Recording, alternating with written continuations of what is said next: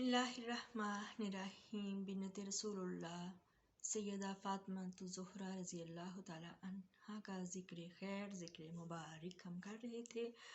तो हुलिया मुबारक जब देखते हैं तो नबी पाक सल्लल्लाहु अलैहि वसल्लम सरकार की से आपकी बेटी का, जो प्यारी बेटी का मुबारक हुलिया बहुत ज़्यादा मिलता जुलता था। आपकी आदात भी अपने बाबा से मिलती थी और आपकी ज़ाहिरी जो शक्ल सूरत है वो भी अपने बाबा से बहुत ज़्यादा मुशाबिहत रखती थी। उम्मुल मोमिनीन सैयदा आयशा सदीक़ा रज़ी अल्लाह ताला अन्हा फरमाती हैं कि हज़रत फ़ातिमा तो ज़हरा रज़ी अल्लाह ताला अन्हा का हुलिया मुबारक जनाब रिसालत मआब सल्लल्लाहु अलैहि वसल्लम से मिलता जुलता था। हज़रत आयशा का कौल है कि फ़ातिमा की गुफ्तगू लबो लहजा और नशिस्तो बर्खास्त का तरीका बिल्कुल हज़रत सल्लल्लाहु अलैहि वसल्लम का तरीका था और रफ्तार भी बिल्कुल हज़रत सल्लल्लाहु अलैहि वसल्लम की सी थी।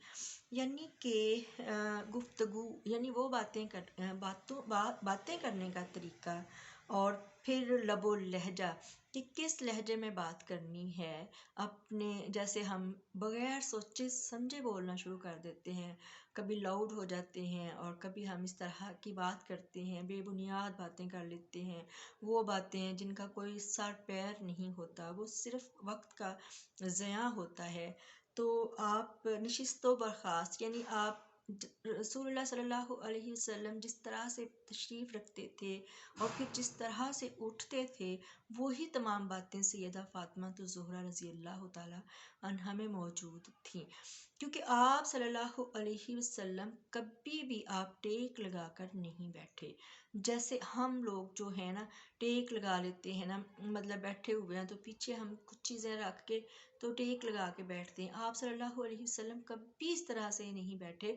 आपकी आजिज़ी का आलम ये था कि जब आप ज़मीन पर तशरीफ़ फरमा होते हैं हमारे प्यारे पाक नबी सल्लल्लाहु अलैहि वसल्लम, तो आप इस तरह से बैठे होते कि जिस तरह वो एक यूं बंदा जैसे बैठता है ना, ऐसे जैसे मतलब आपने अपनी मुबारक चादर को यूं घुटनों तक लपेट लेते और इस तरह से बैठते कि ना आपने टेक लगाई होती और ना ही आपने मतलब ये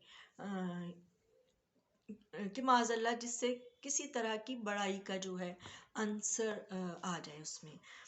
तो उठने का तरीका वो भी वैसा ही था जैसे अपने बाबा का। और रफ्तार से मुतालिक चलना यानी चलने की जो रफ्तार थी वो भी अपने प्यारे बाबा हज़रत मोहम्मद सल्लल्लाहु अलैहि वसल्लम से इतनी ज़्यादा मिलती थी कि सरकार की रफ्तार इस तरह से थी कि ना यूँ लगता था कि माज़अल्लाह आप इतना तेज़ चल रहे हैं कि जैसे भाग रहे हों, और ना ही ऐसा था कि आप इतना माज़अल्लाह के सुस्त रवि से चलें कि आहिस्ता आहिस्ता कदम रखें। तो हज़रत सैयदा फ़ातिमा तो ज़हरा रज़ी अल्लाह ताला अन्हा से बहुत सारी अहादीस भी मनकूल हैं जिनको बहुत जलीलुल क़द्र सहाबा ने जो है वो रवायत किया है। तो इसी तरह से एक वाक़या हुआ कि जो है अबू जहल बिन हश्शाम, उन लोगों ने चाहा कि मौला अली करमुल्लाह वजहुल इस्लाम उनकी बेटी से शादी कर लें। मौला अली करमुल्लाह वजहुल इस्लाम ने थोड़ा सा जो है वो इरादा ज़ाहिर किया।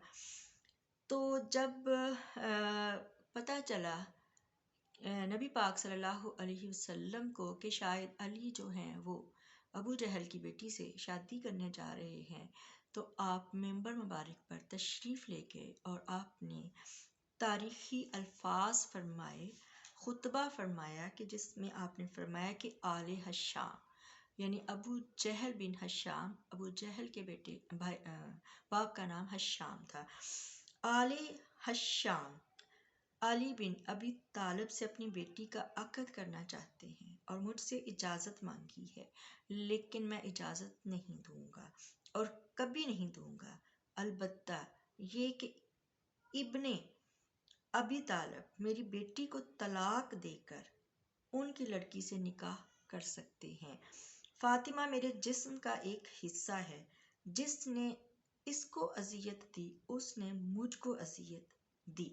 اس کے بعد آپ نے اپنے سب سے بڑے داماد حضرت ابو العاص رضی اللہ تعالی عنہ کا ذکر فرمایا، اور آپ نے فرمایا کہ ابو العاص نے مجھ سے جو بات کی اس کو سچ کر کے دکھلایا، اور جو وعدہ کیا اسے وفا فرمایا۔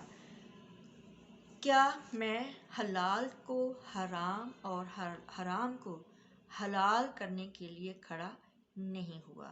خدا کی قسم، ایک پیغمبر اور ایک دشمن خدا کی بیٹیاں ایک ساتھ جمع نہیں ہو سکتی۔ اس واقعے کو اگر ہم دیکھیں تو کوئی بدبخت اس بات کو سوچے کہ رسول اللہ صلی اللہ علیہ وسلم ہمارے مذہب میں 4 شادیوں کی اجازت ہے، تو پھر آپ نے ایسا کیوں فرمایا؟ آپ نے اس وجہ سے فرمایا کہ ابو جہل دشمنی میں حد سے زیادہ بڑا ہوا تھا، اور اس وجہ سے آپ نے فرمایا کہ کیا ایک ہی گھر میں جو ہے ایک جو ہے گستاخ کی بیٹی، کافر کی بیٹی، اور ایک پیغمبر نبی آخر الزمان کی بیٹی، کس طرح سے یہ دونوں ایک گھر میں کٹھی رہ سکتی ہیں یا جمع ہو سکتی ہیں؟ یہ تنبیہ تھی حضرت مولا علی کرم اللہ وجہ علیہ السلام کو۔ تو جب مولا علی کرم اللہ وجہ علیہ السلام نے آپ کا یہ خطبہ مبارک سنا تو اس کا اثر یہ ہوا کہ آپ نے سیدہ فاطمہ زہرا رضی اللہ تعالیٰ عنہ کی حیات مبارکہ میں کوئی دوسری شادی نہیں کی۔